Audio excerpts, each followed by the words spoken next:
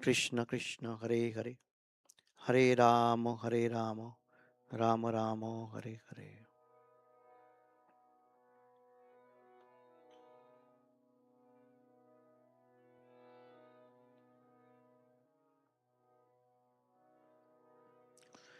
Hare Krishna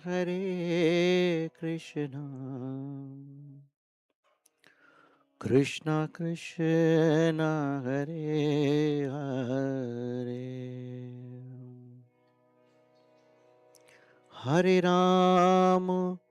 Hare Rama Rama Rama Hare Hare Hare Krishna Krishna Krishna Hare Hare Hare Hare Rama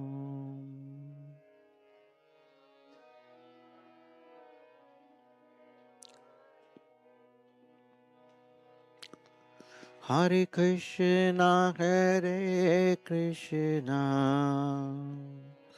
Krishna Krishna Hare Hare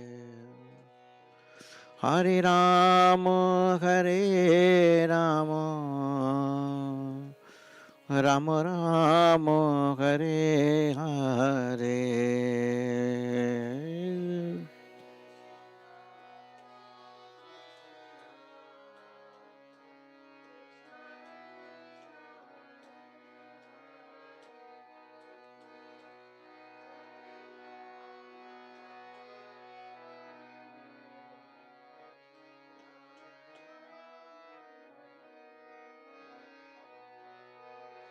करता दे Krishna Hare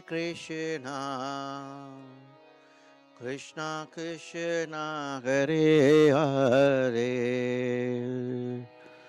Hare Rama Rama Rama Hare Hare Hare Krishna Krishna Krishna Hare Hare Hare Rama Rama Rama Hare Hare Hare Krishna Hare Krishna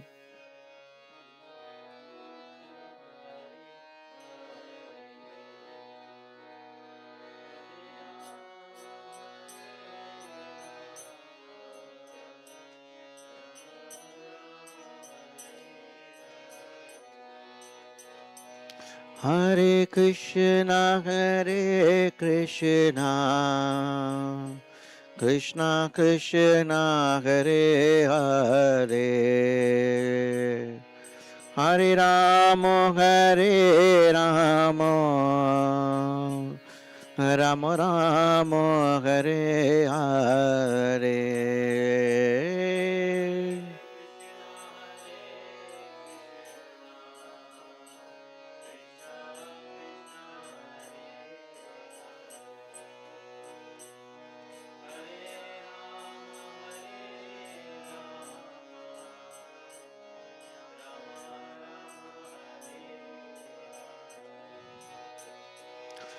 Hare Krishna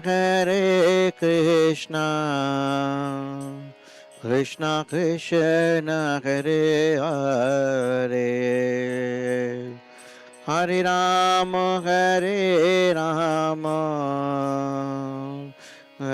Rama Hare Hare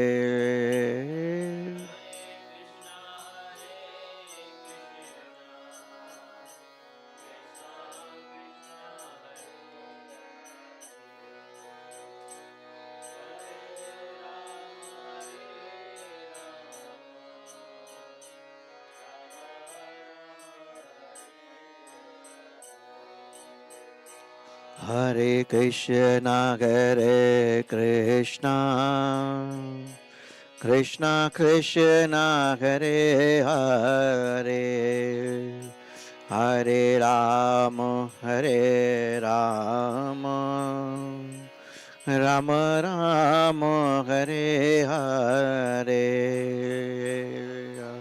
Hare Krishna, Hare Krishna.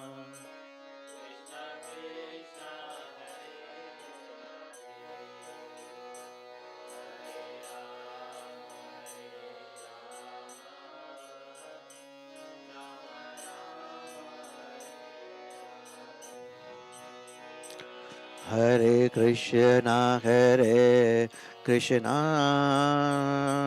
Krishna Krishna, Hare Hare, Hare Rama, Hare Rama,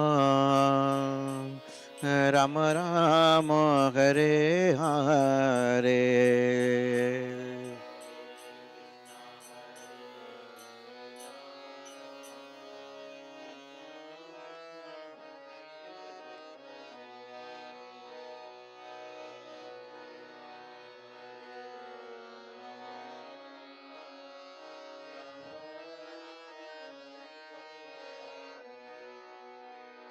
Hare Krishna, Hare Krishna, Krishna Krishna, Hare Hare, Hare Rama, Hare Rama,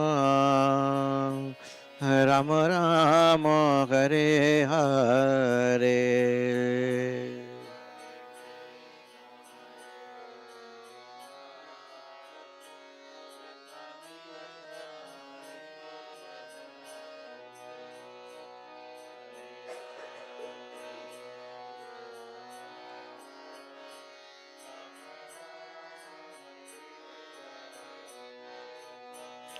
Hare Krishna, Hare Krishna, Krishna Krishna, Hare Hare, Hare Rama, Hare Rama, Rama Rama, Hare Hare.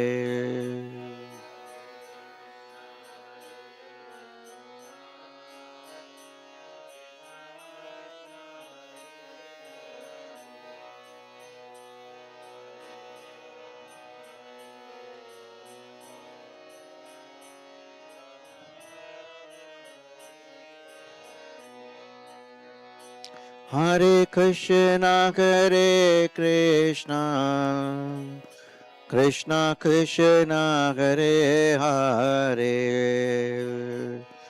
Hare Rama, Hare Rama, Rama Rama, Hare Hare.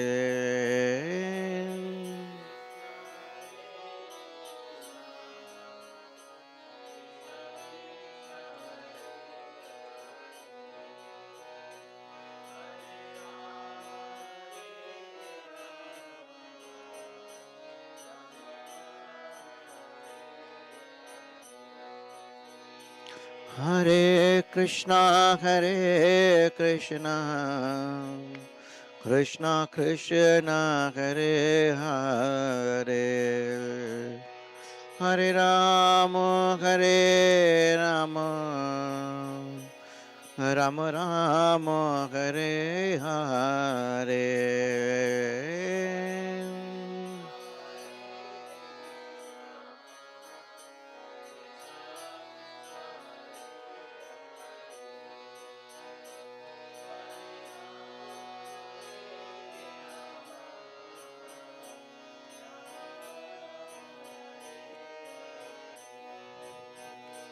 Hare Krishna, Hare Krishna, Krishna Krishna, Hare Hare,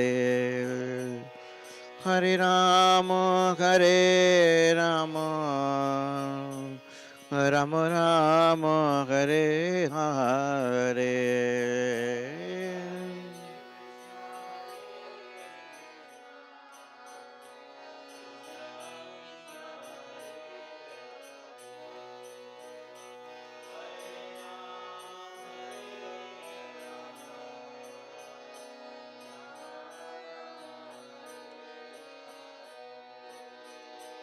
Hare Krishna, Hare Krishna, Krishna Krishna, Hare Hare, Hare Rama, Hare Rama,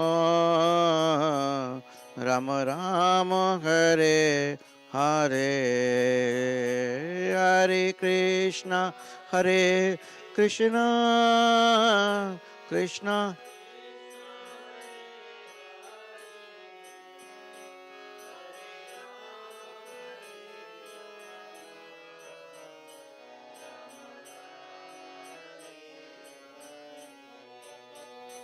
Hare Krishna, Hare Krishna, Krishna Krishna, Hare Hare, Hare Rama, Hare Rama, Rama Rama, Hare Hare, Hare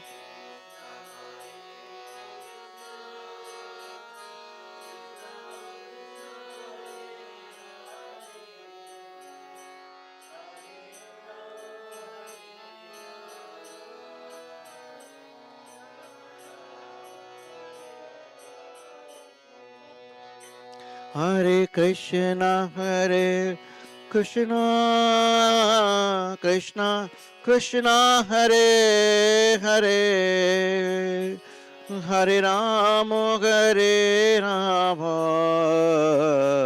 Rama Rama, Hare Hare,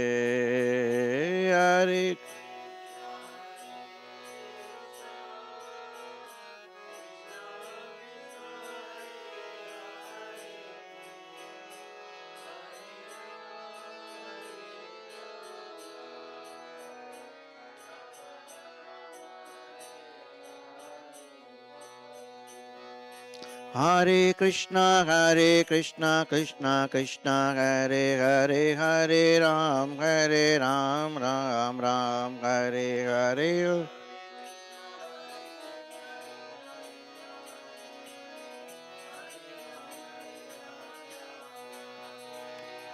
Hare Krishna, Krishna Krishna, Hare Hare, Hare Ram, Ram Ram, Hare Hare.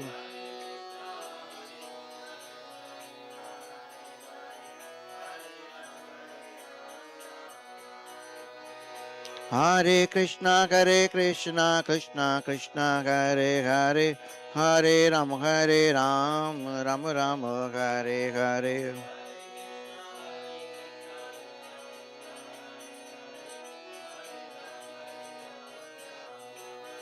Hare Krishna, Krishna Krishna, Hare Hare, Hare Rama, Rama Rama, Hare Hare, Hare.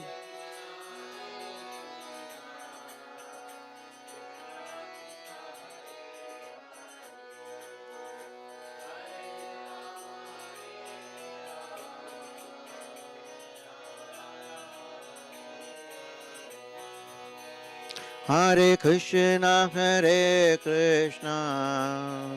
Krishna Krishna, Hare Hare, Hare Rama, Rama Rama, Hare Hare.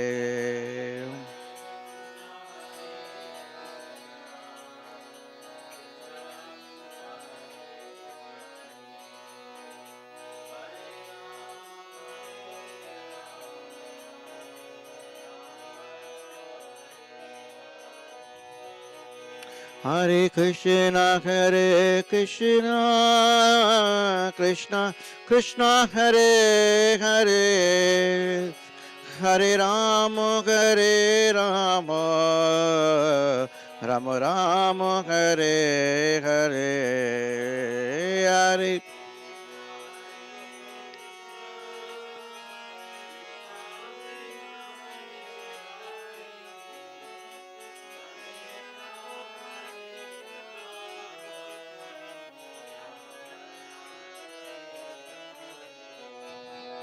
Hare Krishna, Hare Krishna, Krishna Krishna, Hare Hare, Hare Rama, Hare Rama, Rama Rama, Hare Hare, Hare Krishna.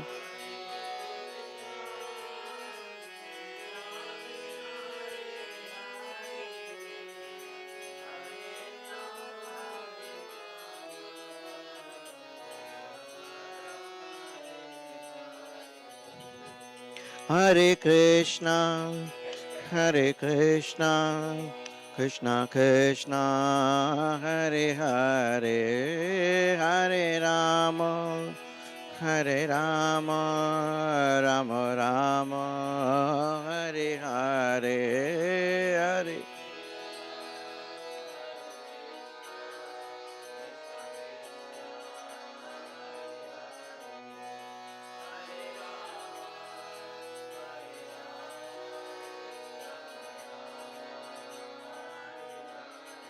Hare Krishna, Hare Krishna, Krishna Krishna, Hare Hare, Hare Rama, Hare Rama, Rama Rama, Hare Hare, Hare Krishna.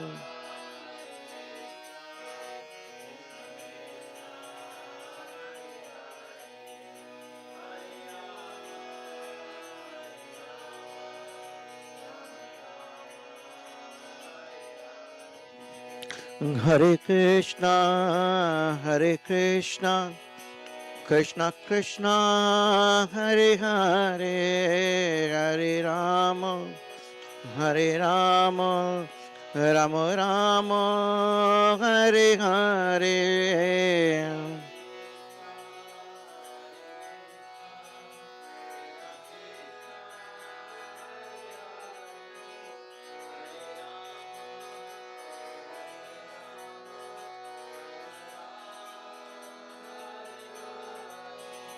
Hare Krishna, Hare Krishna, Krishna Krishna, Hare Hare, Hare Rama, Hare Rama, Rama Rama, Hare Hare.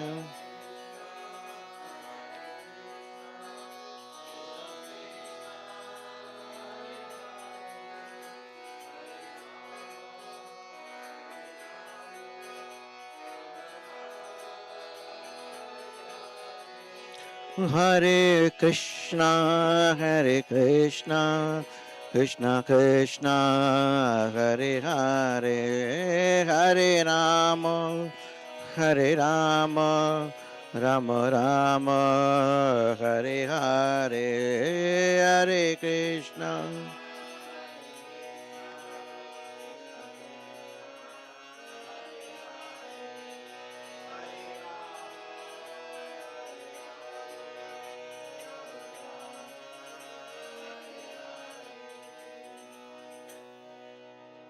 Jai Gaur Premanande.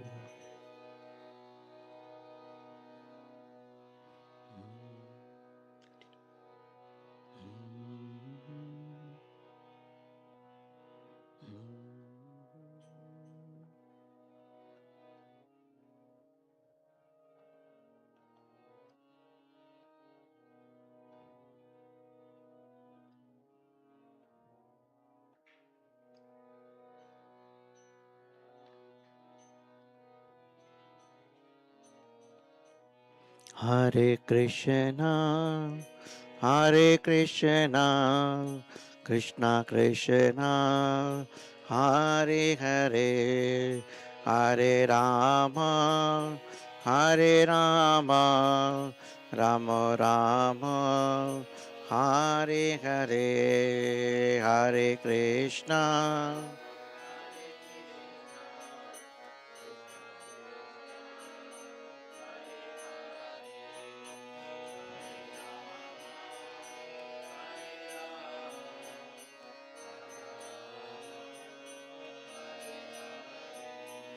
Hare Krishna, Hare Krishna, Krishna Krishna, Hare Hare, Hare Rama, Hare Rama, Rama Rama, Hare Hare.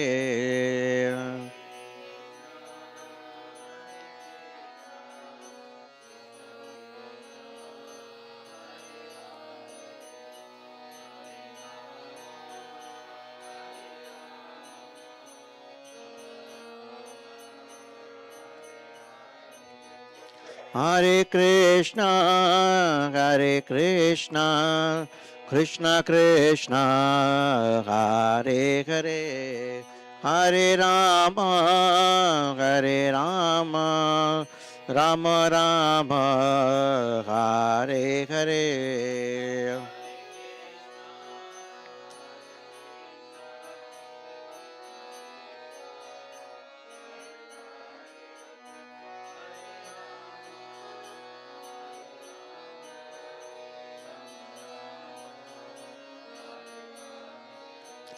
Hare Krishna, Hare Krishna, Krishna Krishna, Hare Hare, Hare Rama, Hare Rama, Rama Rama, Hare Hare.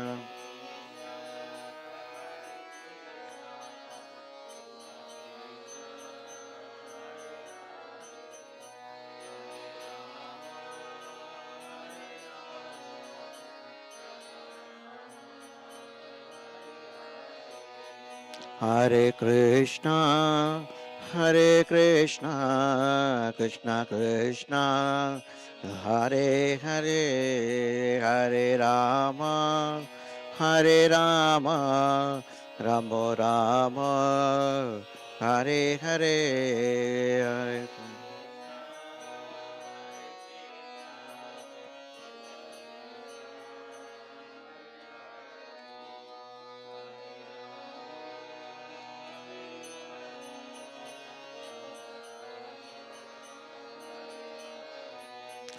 Hare Krishna, Hare Krishna, Krishna Krishna, Hare Hare, Hare Rama, Hare Rama, Rama Rama, Hare Hare.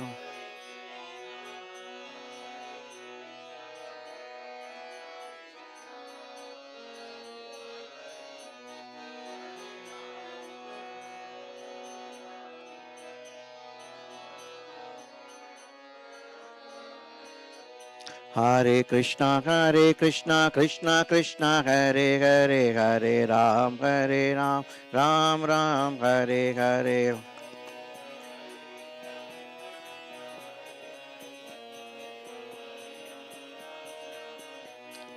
Hare Krishna, Krishna Krishna, Hare Hare, Hare Ram, Ram Ram, Hare Hare.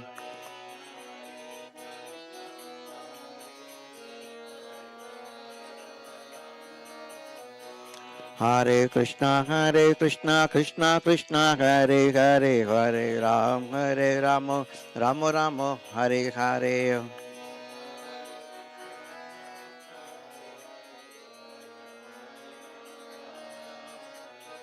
Hare Krishna, Krishna Krishna, Hare Hare, Hare Ram, Ram Ram, Hare Hare.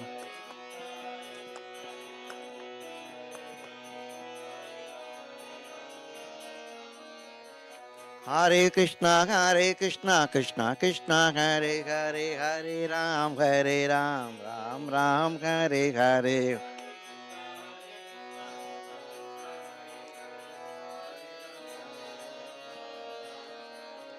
Hare Krishna,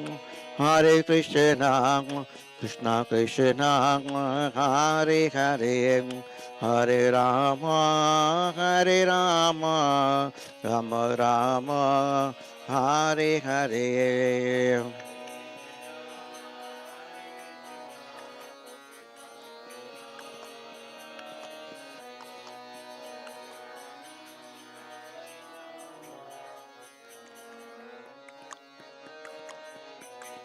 Hare Krishna, Hare Krishna, Krishna Krishna, Hare Hare, Hare Rama, Hare Rama, Rama Rama, Hare Hare.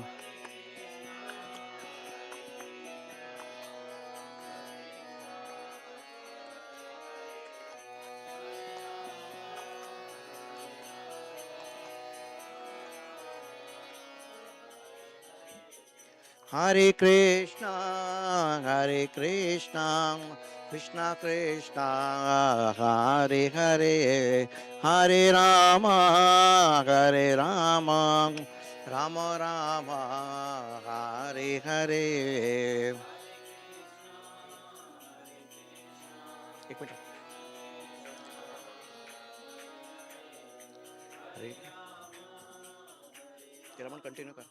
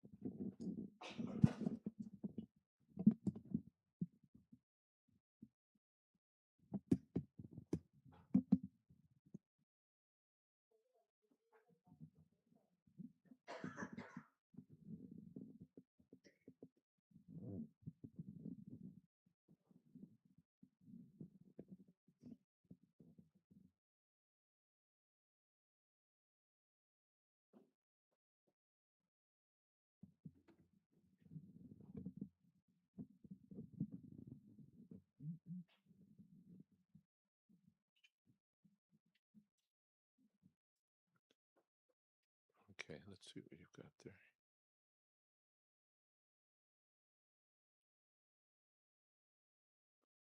Data? Data? Give? But this way, I think. Yeah, that's good. Thank you. Yes. Hare Krishna. Om Namo Bhagavate Vasudevaya. Om Namo Bhagavate Vasudevaya. Om Namo Bhagavate Vasudevaya. Srimad Bhagavatam 254.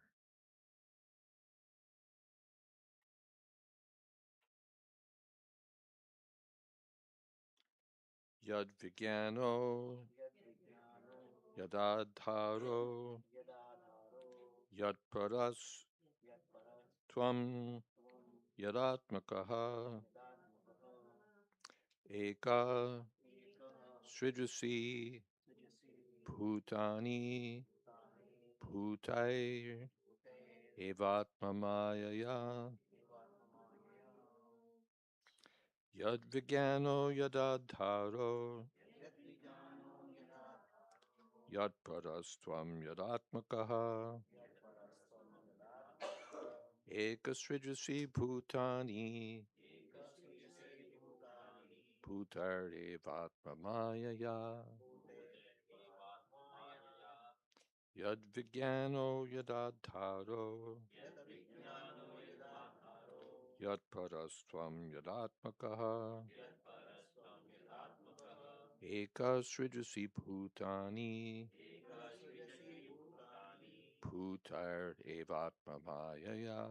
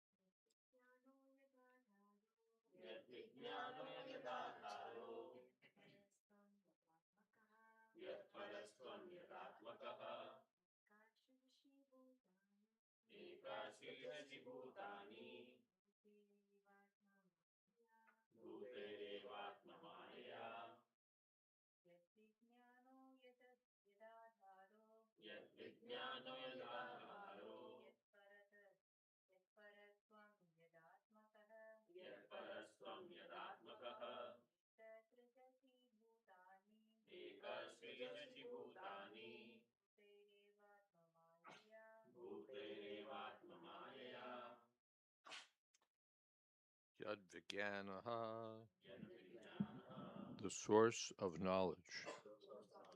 Yat adharaha, under whose protection. Yat paraha, under whose subordination. Tvam, you. Yat atmakaha, in what capacity. Ekaha, alone. Srijasi, you are creating. Bhutani, the living entities. Bhutaihi, with the help of the material elements. Eva, certainly. Atma, self. Mayaya, by potency. My dear Father, what is the source of your knowledge? Under whose protection are you standing? And under whom are you working? What is your real position? Do you alone create all entities with material elements by your personal energy? Purport. It was known to Sri Narad Muni that Lord Brahma attained creative energy by undergoing severe austerities. As such, he could understand that there was someone else superior to Brahmaji who invested Brahma with the power of creation. Therefore, he asked all the above questions. Discoveries of progressive scientific achievements are therefore not independent. The scientist has to attain the knowledge of a thing already existing by means of the wonderful brain made by someone else.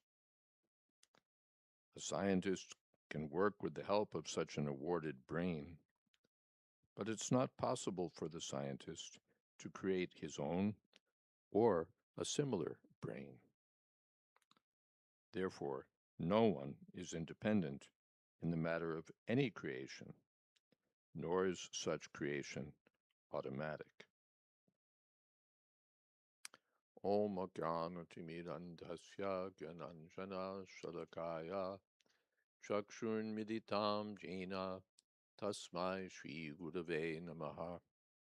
Shri Chaitanya Manobhistam Stapitam Jena Bhutale Swayam Rupa Kada Mahyam Tadhati Shapadantikam Vandehang Shri Guru Shri Jatapada Kamalang Shri Gurun Vaishnavamscha Shri Rupam Shagrajatam Sahagana Raghunatan Vitam Stam Sajivam Sadvaitam Savatutam Parijana Sahitam Krishna Chaitanya Devam Shri Radha Krishna Padan Sahagana Lodita Sri Vishakhan Vitanscha He Krishna Karuna Sindho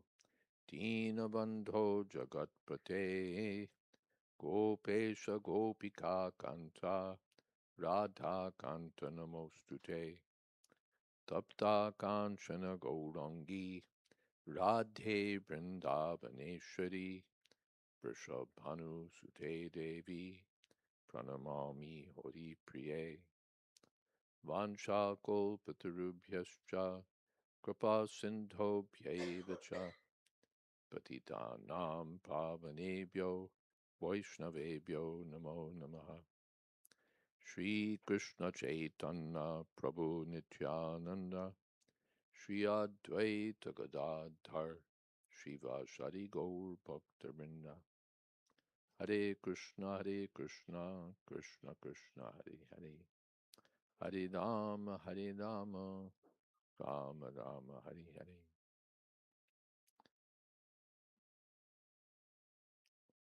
Yad Vigyano Yadadharo Yad Paras Tvam Yadatmakaha Eka Sridasi Bhutani Bhutar Evatma Maya. We were talking about the universe and how it's created. Uh, its origin, its source. And now we turn towards Lord Brahma. What about you? What is the source of your knowledge? Under whose protection are you working? Under to whom are you subordinate? And so on. Brahma was doing tapasya and received the power to create the universe. From whom did he receive that power? If I perform some austerity, someone just like Hiranyakashipu performed tapasya, Brahma awarded the result of the tapasya. So Brahma performed tapasya, who rewarded him? Yad Vijnana. You have Vigyan is scientific knowledge. Prabhupada translates it that way. I think in Hindi, Vigyan is science. Indian languages generally, Vigyan is science.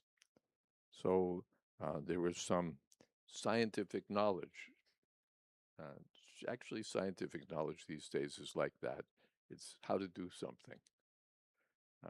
Applied science. The corporations are giving grants for with that idea. What are we going to get that we can monetize? Or the Defense Department. What can we get that we can use strategically? Science. So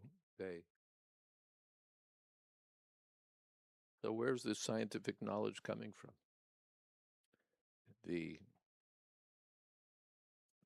Again, I've been referring people to books. Again, I mentioned Sariputta Prabhu's book, Mechanistic and Non-Mechanistic Science. Sariputta Prabhu was a mathematician, doctorate in mathematics from Cornell. And he raised this question of where people get inspiration. Their scientific discoveries the best of them are inspired by some insight, by some uh, uh, spontaneous understanding. Research is also, but often we get scientific discoveries by inspiration.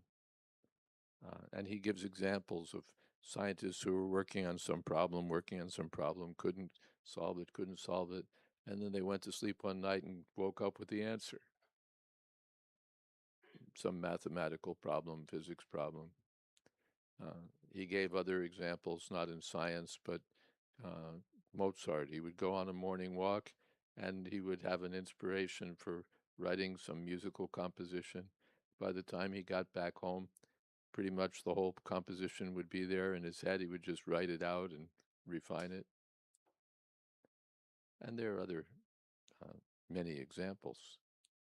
So Sadaputa Prabhu examined the idea that this could all just come from the neurons in the brain, and there, you can estimate the number of neurons and therefore the number of possibilities and so on, and basically it doesn't compute the the complexity of the mm, outcomes can't be accounted for by the known laws of science and the amount of information that can be stored or transmitted in the brain. Hmm? So then we have to account for it some different way. Uh, the mechanistic explanation isn't enough. So then he turns to the Bhagavatam explanation. Tene Brahma Hridaya Adhikave. Krishna gave direction to Brahma from within. Similarly, Matasmitir Gyanam Apohanam Cha Sarvasya Chaham Hridis. I'm in everyone's heart.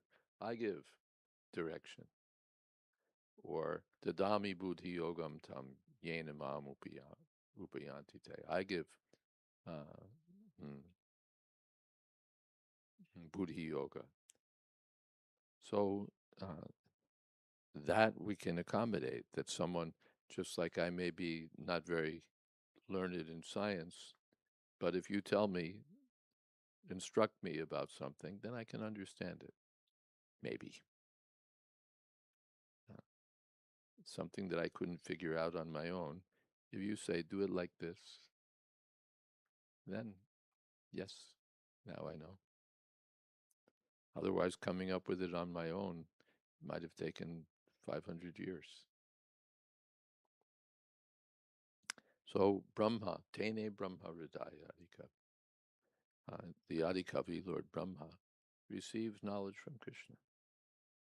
He's not independently, although he's the first being in the universe, he's not the original person. Lord Brahma himself says, Govindam Adi Purusham. Govinda is the original person. And he gives knowledge to Brahma. So Yadadhara, it's under Krishna's protection that Brahma is able to work with the material energy, because that's like atomic energy or fire or something. It's treacherous stuff. The three modes of material nature are like toxic substances. So under whose protection is he able to work with these toxic substances and still carry on? Again, that's Krishna. Yat para, who is it that you're looking toward? And Yadatmakaha, in what capacity are you acting, creating everything, creating the bodies of the living beings with the help of the material energy? Do you, do you do this all alone with the material elements? Or do you get some help? What is your real position? So Brahma Nard can understand there must have been someone superior, and therefore he asked in these ways. Prabhupada says discoveries of progressive scientific achievements are not independent. The scientist on his own can't lift a finger, can't think a thought. He's dependent on the brain given to him by uh, some other power, some other source. And that brain has to work also. If it doesn't work, he can't do his work. And he's dependent also on whatever it is he's studying or whatever it is that's in the universe. He can't just independently uh, do anything. He's a small creature. So he has to attain knowledge of something already existing. The thing has to be there with a brain made by someone else. Uh, and he can't create such brains on his own. So no one's even now we can simulate brains with artificial intelligence, but they'll still be artificial. They can't act independently, although they can do wonderful things. Someone writes a composition and it seems like it was written by him, but it was 10% him and 90% chat GPT. But still someone has to be there behind the chat GPT. Otherwise it can't do anything. This is another scientific issue. There's two kinds of AI, soft AI and hard AI. This is another analysis. Soft AI says, yes, we can program computers, devices to solve this problem, solve that problem, solve 100,000 problems at once. We can do more and more by our capability because we have these tools at our disposal. This is sort of ordinary now AI. But hard AI says we can create consciousness. Not only can we simulate consciousness, we can create consciousness because consciousness is just a computational process. What we call consciousness is just a material process working in a brain. So you give us something that works like a brain, something with enough fast chips in it, and give us the computational algorithms and skills, and we'll come up with consciousness too. Nature has come up with consciousness, we'll create consciousness. We can, why not? We've made so many advances in such a short time in the with AI. We can, next thing is we'll create consciousness, independent consciousness.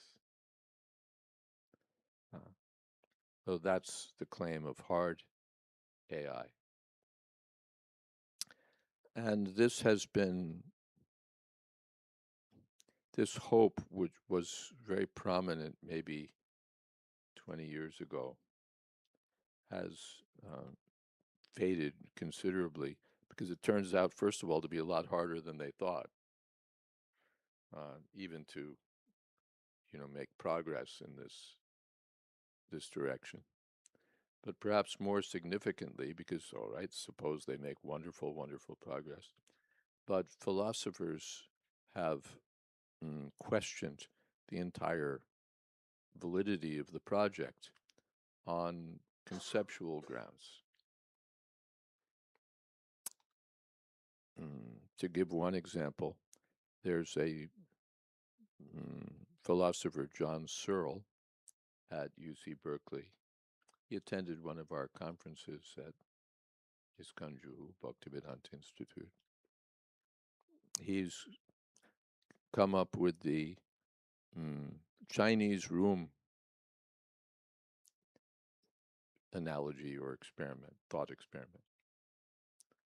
Example, really, it's an example. Do you know the Chinese room example? You don't know the Chinese room example? Okay. There's a room, and in the room there are people sitting at desks. Any number, you can choose your number. Each one has a rule book at hand and a pen and paper. And the room has two windows, one on the right, one on the left. Through one window, various texts are given in Chinese. In Chinese. And the task of the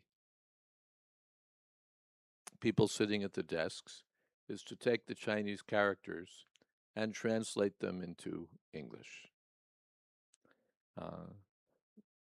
Dr. Searle spoke about it this way, that when you see it, according to the rules in the book, the book has a set of rules, and you follow the rules and translate. So Dr. Searle said, when you see a squiggle squiggle, make it a squiggle squoggle. Or where you see a squoggle squoggle, make it a squiggle squiggle. There's a set of rules.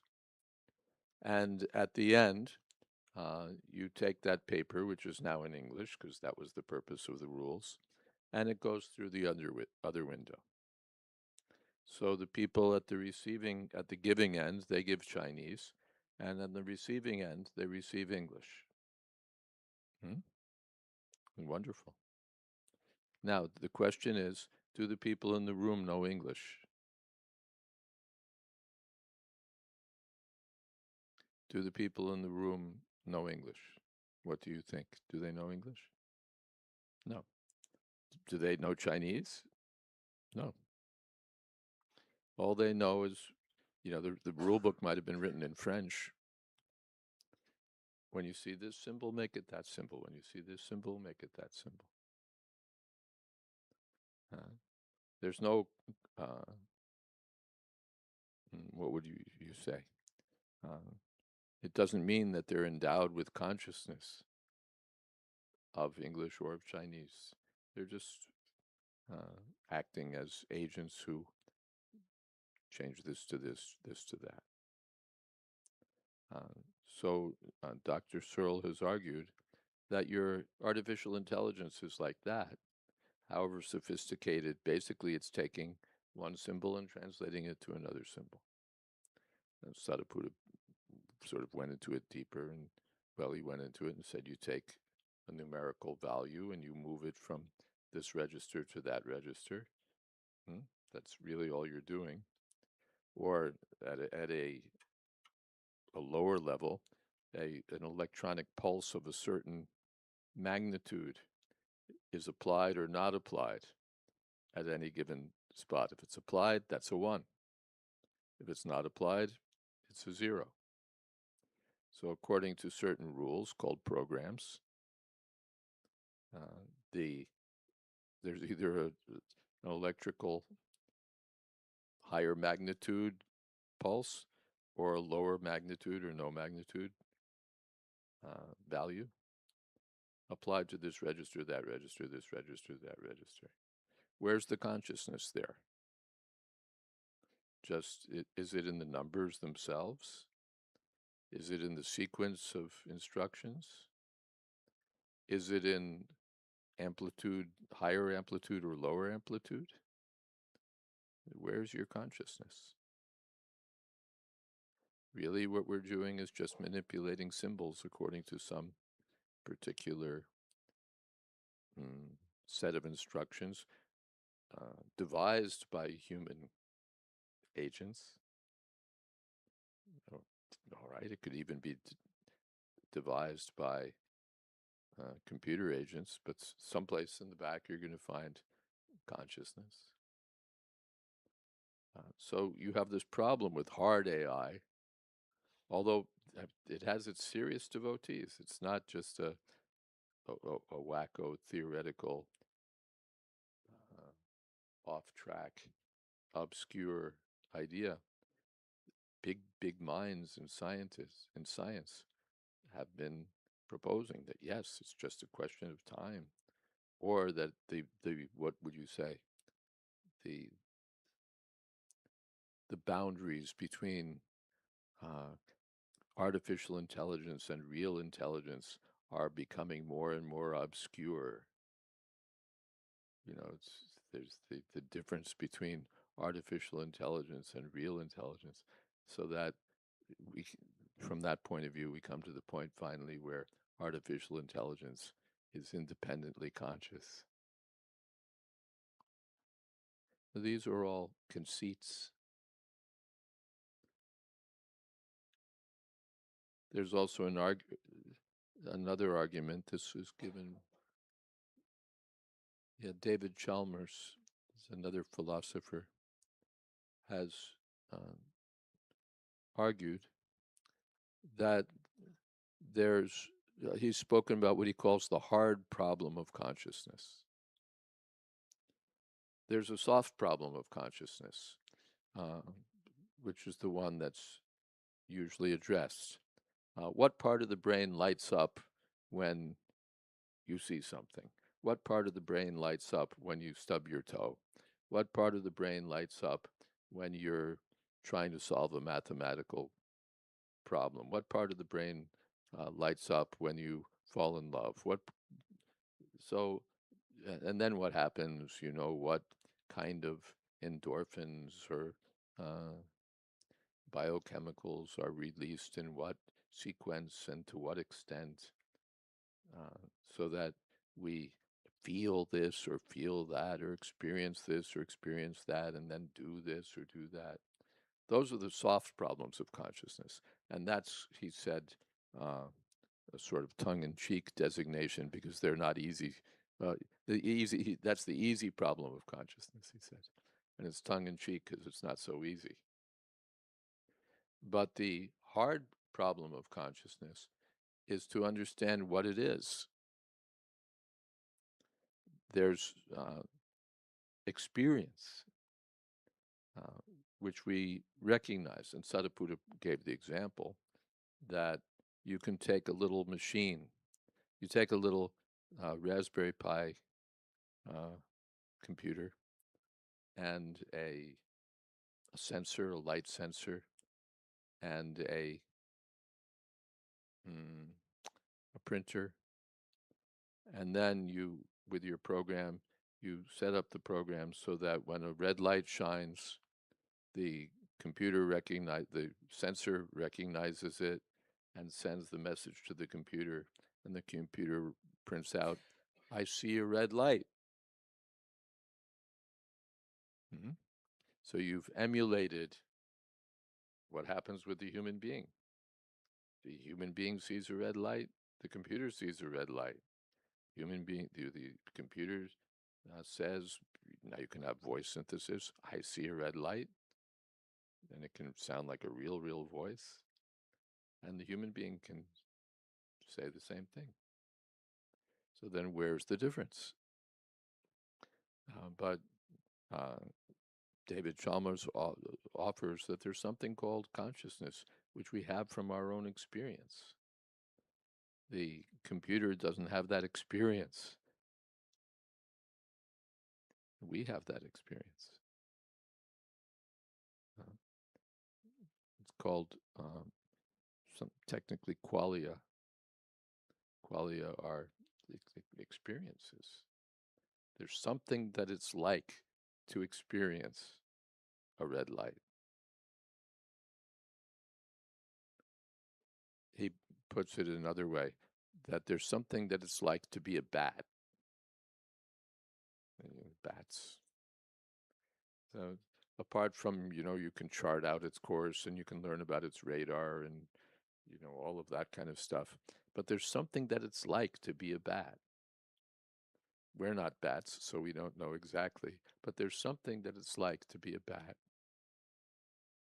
The bat has this thing called consciousness. There's something that it's like to be a bat. There's something that it's like to be whatever it is that we are.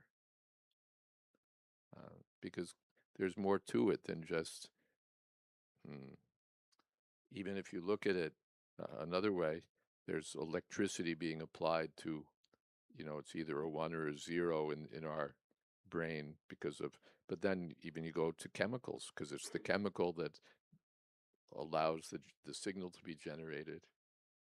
So do you think that just the transfer of some particular biochemical from here to there constitutes consciousness, or that any number of those uh, constitutes that's the hard question of consciousness. There's something that it's like to be a bat. So the materialists argue that consciousness is just a product of matter, but they can't even begin to show how matter could produce consciousness. Can't even begin. Can't even begin. So we argue from Srimad Bhagavatam that they'll never do it, that they're barking up the wrong tree, that they're on a project which is wrongly conceived, and that consciousness is simply a discrete element in nature. In Sankhya philosophy, we count. There's earth, there's water, there's fire, there's ether, there's mind, there's intelligence, there's false ego. But then there's another element. Of course, there's others. There are the senses. But finally, there's consciousness, which is simply a different element. And just as earth has its qualities or water has its qualities, consciousness has its qualities. One of the qualities is that it's eternal. Earth doesn't have that quality. The consciousness has that quality. And it's, as we say, conscious. There's thinking, there's feeling, there's willing where there's consciousness. Where there's no consciousness, this microphone doesn't think about what it should do. It doesn't feel different according to who speaks into it.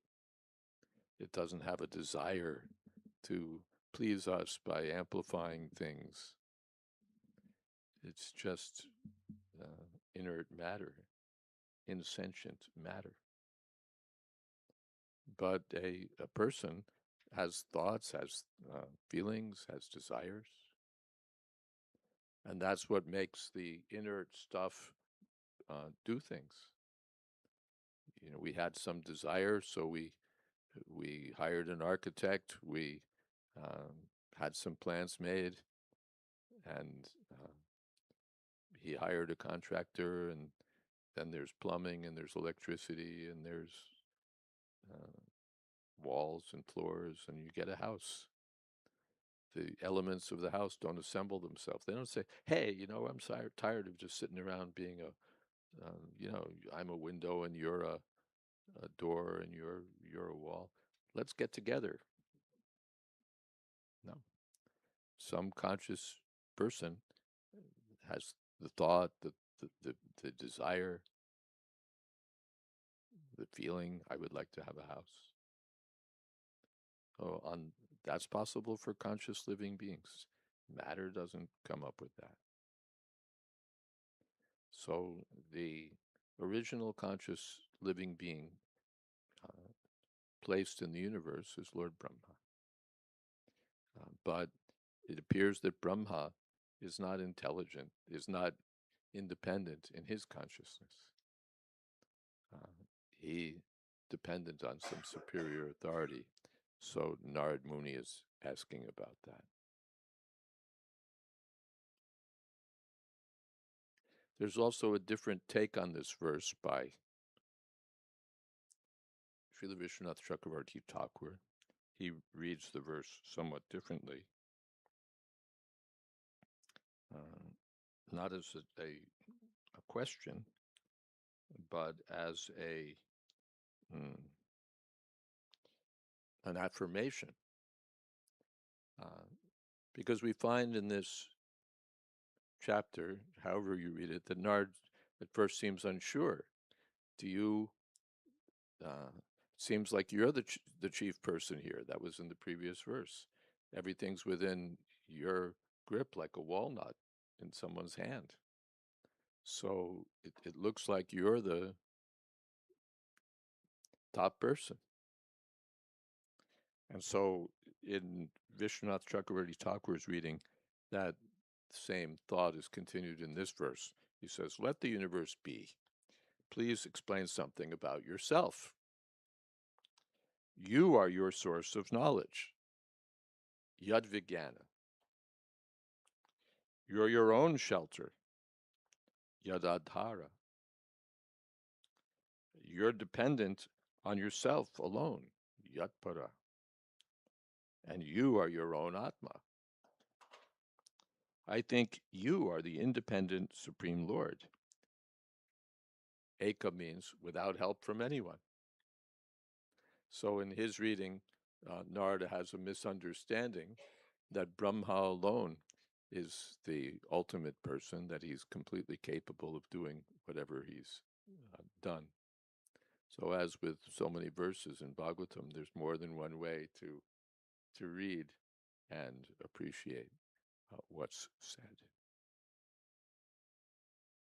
In any case, Lord Brahma will soon respond, and we'll find out what his position is. All right, Hare Krishna, any questions?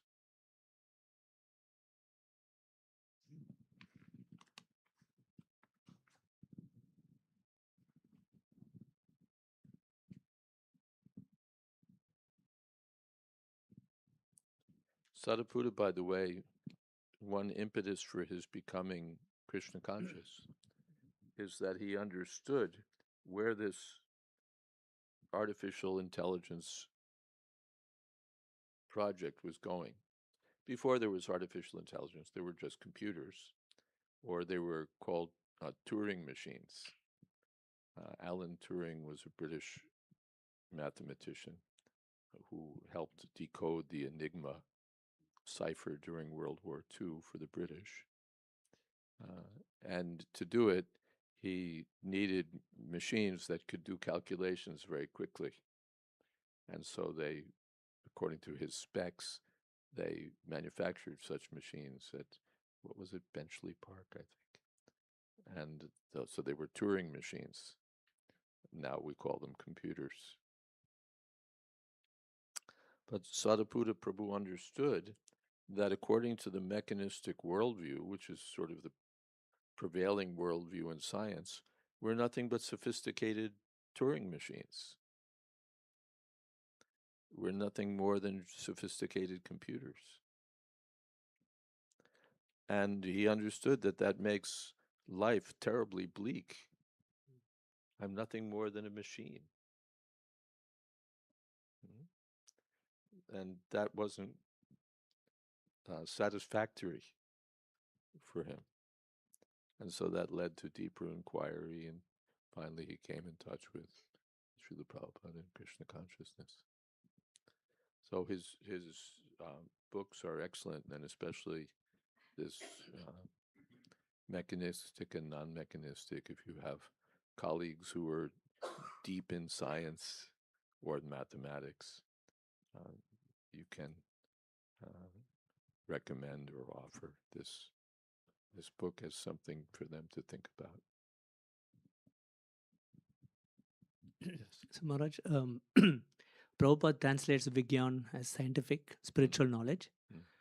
But generally, the bhakti is anubhav, it's experience, pratyaksha, vagamam, dharmyam. So why Prabhupada has chosen that as a scientific instead of saying experiential knowledge or something? Well, why does Prabhupada choose to translate Vigyan as scientific rather than as experienced or so on? Sometimes Prabhupada translated it as assimilated knowledge. You know, Gyan is book knowledge, but Vigyan is assimilated knowledge, realized knowledge. That was Prabhupada's other term, realized knowledge. And Prabhupada said realize means you can apply it. If I realize how a steam engine works, then I can do something with it. If I just know on paper, I can't do it. If I've realized how to do surgery, I can do surgery. If I just have read a book on surgery, you don't want me doing surgery because all I have is book knowledge. So Prabhupada sometimes called it applied knowledge, realized knowledge, particular knowledge. Sometimes can be taken as particular knowledge, Vigyan. I don't know why he particularly took scientific or science, Vigyan as science. He doesn't always, but why he does when he does, I could only offer speculations. One, of course, is that, as I mentioned, in Indian languages, Vigyan is science. So it's a natural translation. If I see Vigyan in Sanskrit also, science. Science.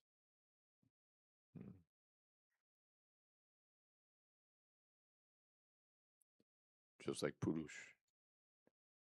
What does it mean in Bengali? It means a person, a man. So what does it mean in Sanskrit? It means a man. Take the same word. So in vernacular languages, Vigyan is science, so Prabhupada has taken it. Also, another possible suggestion is that Prabhupada identified science as being a, what would you say, premier authority in the world.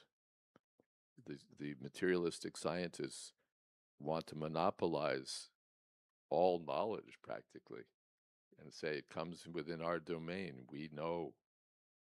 We're the go-to people if you want to know anything. If you want gyan, don't go to a guru, come to us. And so my thought is that Prabhupada's not willing to let them have exclusive ownership of science. Or that from another point of view, if you think science is so great, well, we're also science. Don't think that there's only materialistic science, there's spiritual science also. These are just thoughts. I don't know what Prabhupada's personal reasons were. He never told me. But these are some thoughts in regard to your question. Thank you. Certainly, Prabhupada wanted to address science, and therefore he created the Bhaktivedanta Institute, engaging his his disciples qualified in science. And he said he was ready to give them any amount of money for the project. He considered it so important. I was with him in the Juhu guest house. It wasn't even finished, but Prabhupada, one way that Prabhupada would force the issue is he would move in.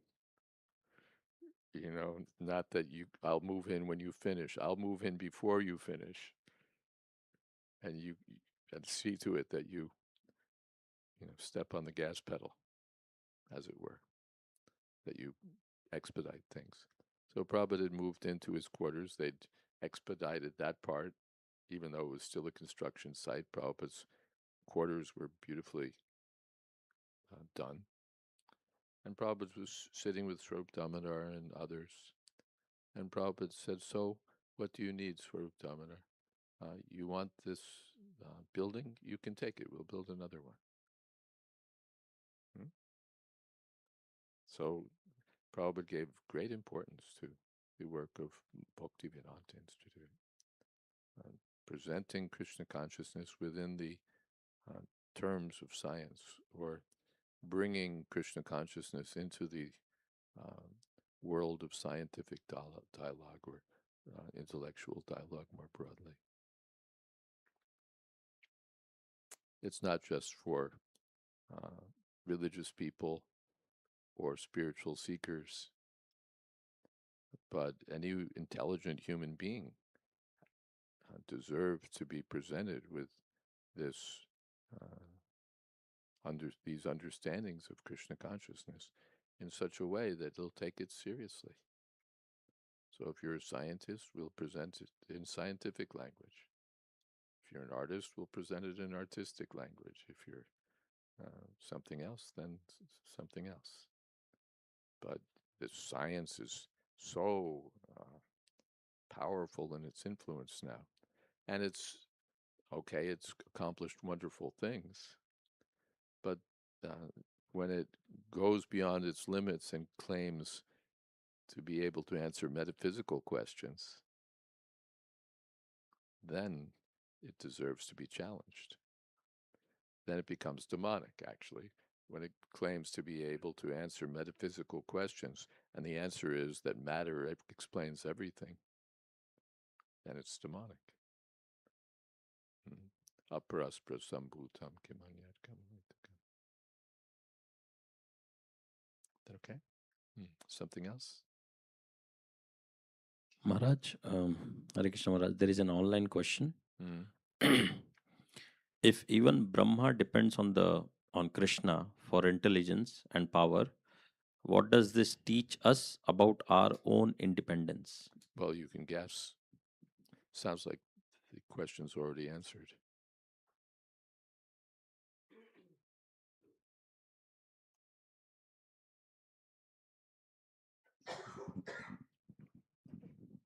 Hare Krishna Maharaj. In the class, you mentioned about microphone doesn't have any desire, or it's just a thing. So, if it for the human beings, it's the desire is the root cause for all these sufferings. So, how to? It's like the question is, can we forcefully curb the desire, or what is the best route a Can human we being forcefully should curb our desires, since it's the cause of all sufferings? You can try, but it will be very difficult. What is that? Yat pada pankaja palasha vilasha bhaktya. You want to find that verse for me? Karmashyam yad utgratayanti shanta tadvan narikta matayo yatayo pirudhas tad arhanam bhajavasudevam yad pada pankaja palasha. The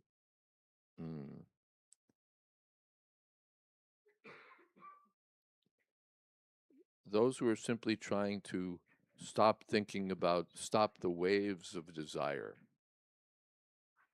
Okay. Those who are simply trying to stop the waves of desire will have a very hard time. Tadvanarikta matiyo yatiyo shroto ganas. The waves of desire.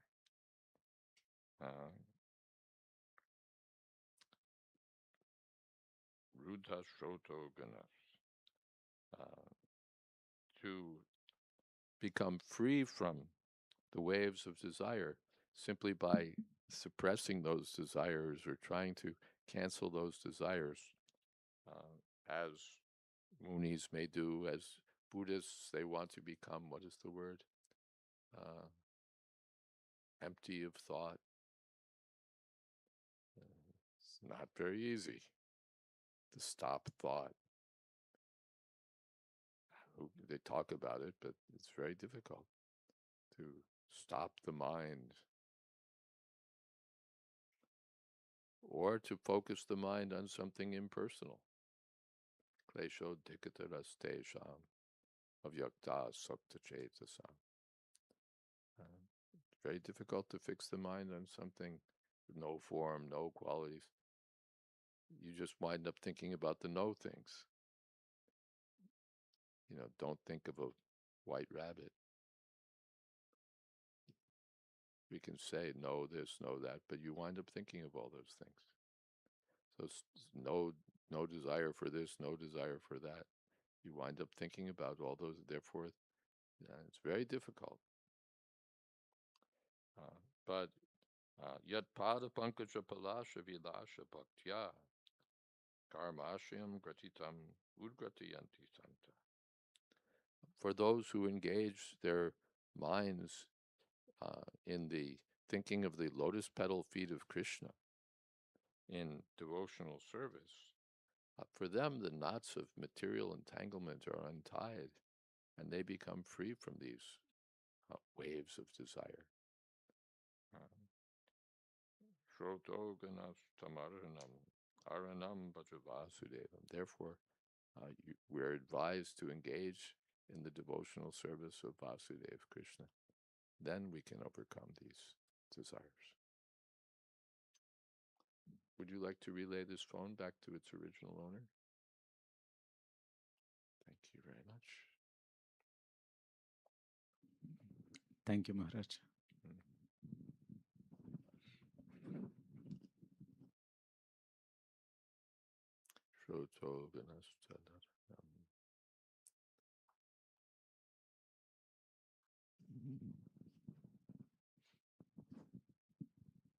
Hare Krishna Maharaj, thank you for the wonderful class. So Maharaj, my question is, I work with artificial intelligence.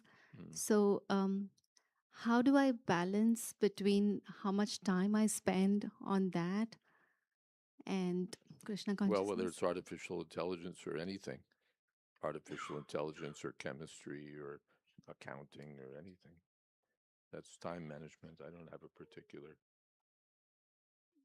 advice on time management, but we should accept that, rise early in the morning, hear Srimad Bhagavatam, chant Hare Krishna. By these activities of sadhana and devotion, we fix our minds in the service of Krishna. And then when we're doing that work, then it becomes work that we're doing for Krishna. If we're going to do it. Thank you, Maharaj. Maharaj, I have one more question. So there are so many Brahmas, right? So which Brahma is... Except one more thing. We should reach the point where we don't do it. Not that till the end of life we're working for some corporation with their artificial intelligence or their this or that. This is not the purpose of life, and there's no need to push on till the end doing that. From one point of view, which is, this is a small economics question, which is easier to do? Increase your income or decrease your expenditure? If you're in business, which is easier to do? Increase your income or decrease your expenditure? Decrease your expenditure. So, we're busy working and working and working because we have a high threshold to meet, to break even. We have to pay for this, we have to pay for that, we have to pay for this, we have to pay for that. And so we have to work so many hours. But if we decrease our expenditure, then we can decrease our work. Down to the point finally of nil. And those who are expert are in finance are expert at whittling it down. We cut our expenses in half. Now we take those and we cut them by another 20%. Then we do this and how to cut. Even we were talking. Everyone has a house around here. Every house has a lawn, and how many houses are growing food on that property? We grow grass, and we don't have cows to eat it. So it's just for show. But Krishna has provided land. You can grow things. What's our big necessity? Our big necessity is food. You can grow it yourself. We're dependent on the grocery store. And what happens if the food chain breaks? Then we're all like in panic or starvation. But if you grow it yourself, It's yours. And anyway, if you grow it yourself, you don't have to pay for it. And if you grow it yourself, then they're not waxing it with this and spraying it with that and growing it on the, it has real substance to it. Mhm. Plus, when you offer it to Krishna, it's something that you grew for Krishna with devotion. So your relation, Krishna provided the ingredients and you put them together. So your life becomes simpler, it becomes more literally down to earth. You reduce your expenditure. There was some video on the internet, some gentleman in California, like Los Angeles area, had, a little plot of land and a house, not bigger than what we have around here, and probably smaller than most of the houses I've seen in these communities. And he decided to grow stuff. And so he grew a garden and then he started to think about how he could grow more. So then he was growing stuff on his roof, as we do, and started stacking up things so you could grow things, on top of one another or terraced. And soon he had so much food that he didn't need to work anymore. He didn't need to buy food anymore. And he didn't need a car anymore because he didn't have to go to work.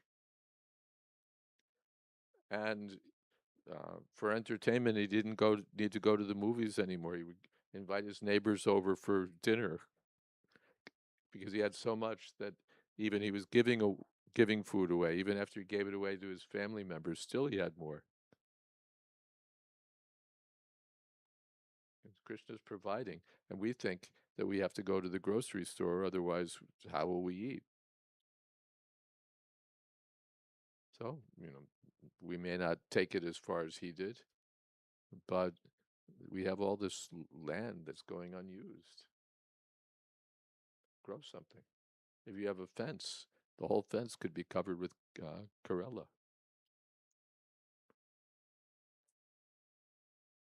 Or other such we have in New Jersey, central New Jersey, we have a little ashram, again, a very small house, a little small piece of land. And among the few devotees who live in that ashram are the cook and his son. And they've grown so much on that little plot of land in the front and the back. Corn is growing, tomatoes are growing, bindi is growing, this is growing, that's growing. In the summer, here at Austin, your summer is like, you have great weather all year around. You can have so much. They have so much to offer to the deities, just from that one little house. In Alachua, there was a fig tree when I was living there. We were talking. I was getting every day so many figs, I couldn't take them all. Figs, I mean, not grocery store dried figs. Figs that were so ripe that I was in competition with the wasps. When they become totally ripe, the wasps go for them. So you want to leave it till it's almost to that, There was enough for the wasps and me. And I asked the other devotees, why don't you pick these and offer them to the... No, they're not good figs. They were fantastic figs. So Krishna's figs will grow here, I think. Yeah, it will, right? A fantastic fruit. You can't even get them at the grocery store most of the time because they don't travel. They don't keep very well or travel very well. So the figs that you get are like, the American mangoes that you get. They're like, mangoes in name. Something like a mango. It's red and yellow, shaped like a mango, but it's not a mango. So you can get so many things just by working with Krishna's arrangement, and then tell your boss to go to hell.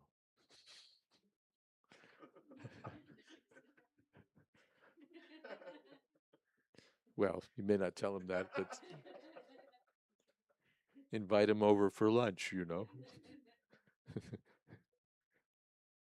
And the lunch explains why you don't need to work anymore.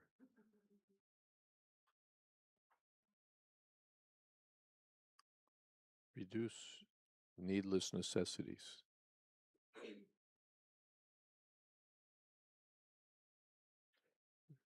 These days, I'm starting to see like $2,000 electric toilets.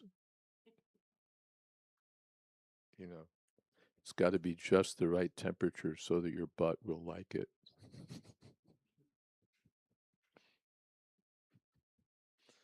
Yeah, I'm sure they don't cost less than $1,000. Who knows what? And the fancier ones more. Yeah, for what? Is this like a necessity of life? But they're coming up with newer and newer things that we need and have to pay for. So reduce. I was seeing some statistic that like 60 years ago, if a man and wife were both working, then it's because the husband wasn't doing very well. He was struggling. Today, if the husband and wife are working, it's to maintain their lifestyle, which is a very different thing.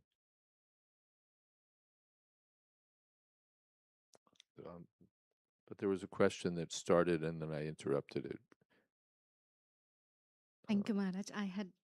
I was just asking, there are so many Brahmas, right? So which Brahma is Narada Muni asking?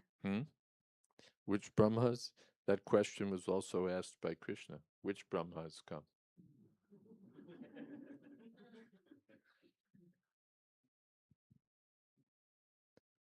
So his answer was the four-headed Brahma, the father of the four Kumars. So that's the same one. Thank you, Maharaj.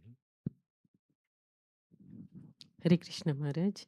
So in scriptures, we see, like, for example, Paundraka's son, he creates like a entity to go kill Krishna with like specific instructions. Not Paundraka's son. Somebody else. Someone who wanted to kill Krishna. Because he was upset that Krishna killed Paundraka. So, oh, okay.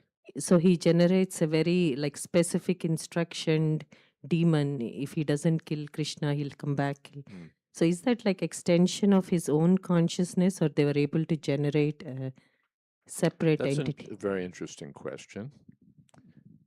Is there a separate entity involved, or is it an extension of his own consciousness?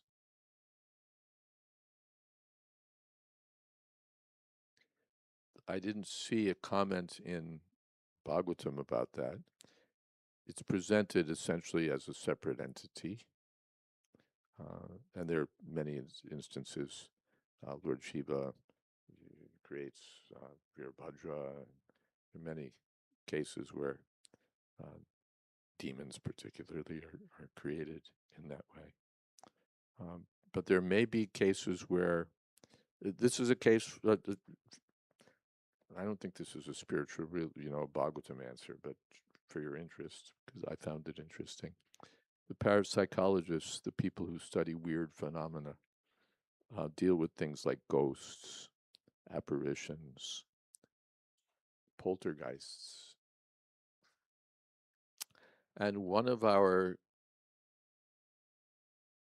congregational members in Los Angeles called me in great distress on the phone because he had lived in the community in Los Angeles in the Watsake Avenue, and then I think for job reasons, he'd moved to Long Beach, which was like 2 hours away. And his wife had died, and weird things were happening in his house. Things were appearing and disappearing. Knives were flying through the air.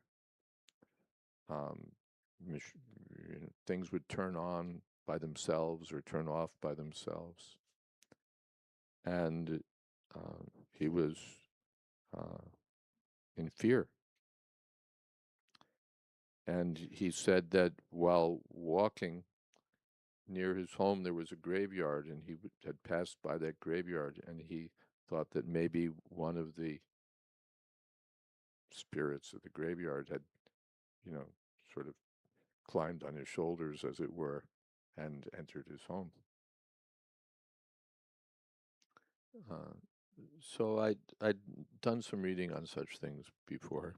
So I called up a person who was one of the world's experts in poltergeist phenomena. Poltergeist phenomena are like the ones described. Things appear and disappear. They're sometimes like boxes will fall for no reason, or all these things will just happen.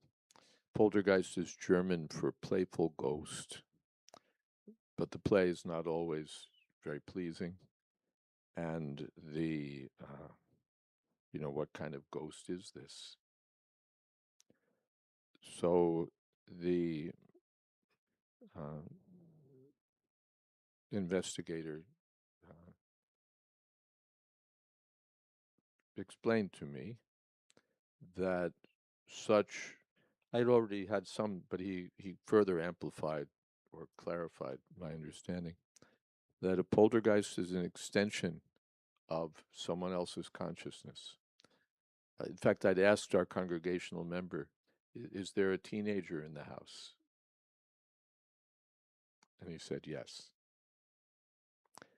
The poltergeists typically appear as extensions of the consciousness of a disturbed person, usually a teenager.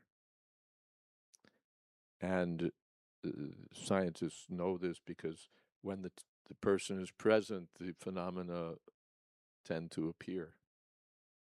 So he explained to me that it's something like epilepsy.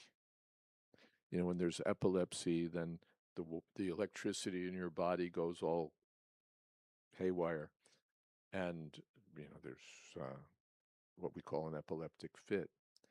And he said that in poltergeist phenomena, such forces are projected into the environment. And so we get boxes toppling or things flying through the air and so on. And in fact, the mother, now deceased, had been a teacher, and the father was working, and the boy felt abandoned and was deeply disturbed. And so these poltergeist phenomena were appearing. The gentleman referred me to a colleague at the University of California, and I think they sorted it out, but they didn't sort it out by my having told him, well, it's a ghost. Just chant Hare Krishna, the ghost will go away. There was a deeper text there, and really it involved the psychological state of the son. Of course, really the thing was, you chant Hare Krishna, and while he was on Watsek Avenue, he didn't have a problem, and he recognized that later. That okay, he got a better job, but he didn't get a better life. So from this, it's illustrated that sometimes these entities may be a projection of some individual person's consciousness. And when we come to their apparitions and so on, it gets to be an interesting field which scientists really dislike because it suggests very strongly that there's something more than material forces at work in our universe. And then there are entities that do appear to be distinct conscious entities. Should I tell you another weird story? This one's my own. I went to Italy one time where I was visiting my godbrother Tredas, who lived on a mountainside near a big city. I'm trying to remember whether it's Padua or something. Anyway, he lives on a mountainside in this little house with his wife. I'd visited him before. And I came and visited him again. And instead of staying in the house with him as I had before, they'd acquired an apartment next door. And so, I had a little more facility, and he sent someone up with me to take me to the apartment. And okay, you walk in, and there's the kitchen, and then there's a room in the back. That was the room for me. So I went to the room, opened the door, and as soon as I opened the door, the chandelier fell. Just crashed. And my first thought was that it must be a ghost.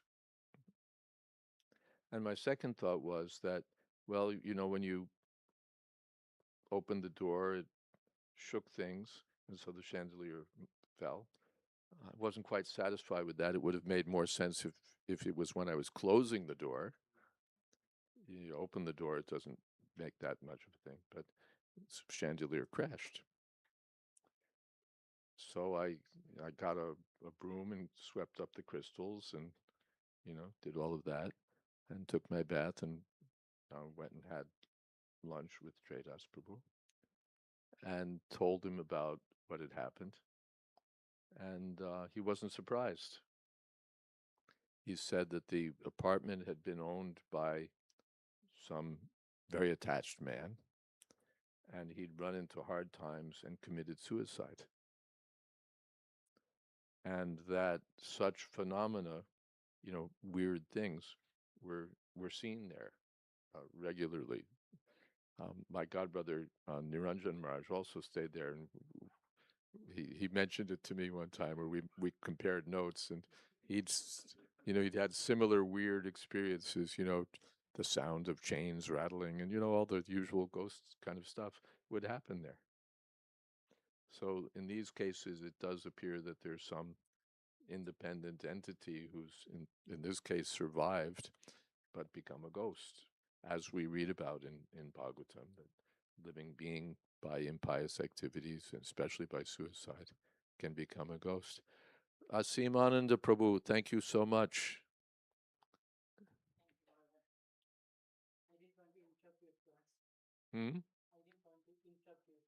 No, that's all right. Thank you so very much.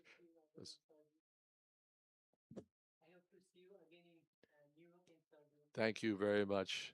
Asimananda's doing very nice service in Brooklyn for Radha Govinda and company. Thank you. Hare Krishna. So there's all these weird things in the world. And the Bhagavatam brings us to a deeper understanding of these things, much more advanced understanding than the materialistic scientists who just want to throw away all the data and say, it's all blah, blah, blah.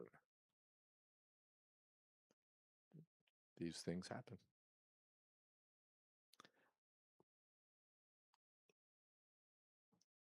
There's more in heaven and earth than is dreamed of in your philosophy, Horatio.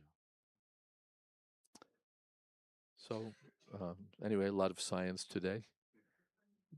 Began, and maybe we should stop here.